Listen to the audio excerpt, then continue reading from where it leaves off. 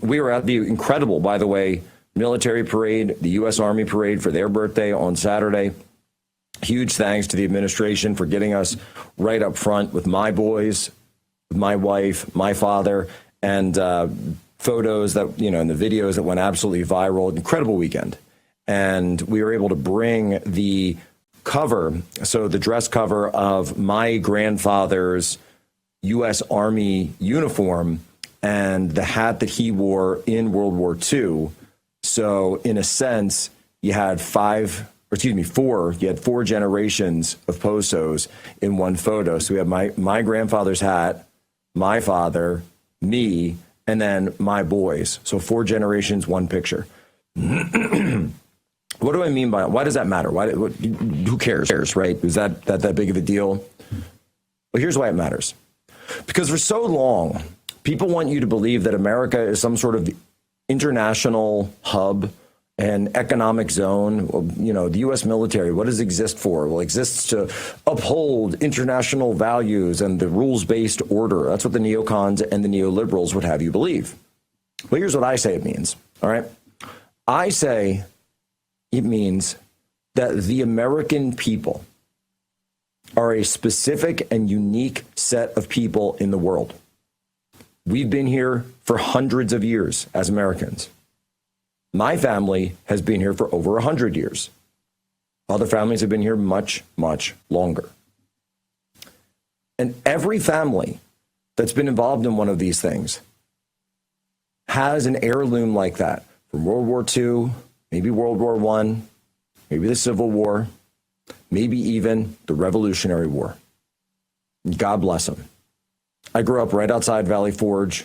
I got married in Valley Forge. I got engaged in Valley Forge. My parents met and got married in Valley Forge. That means something to me. And that means something to the people who sacrificed everything in those years to build this country and found it. And it wasn't done for the idea that we would go around and be this global empire focused on the world peace of nations and far-off conflicts. No. For ourselves and our posterity. That's what the U.S. Constitution says. For ourselves and for our posterity.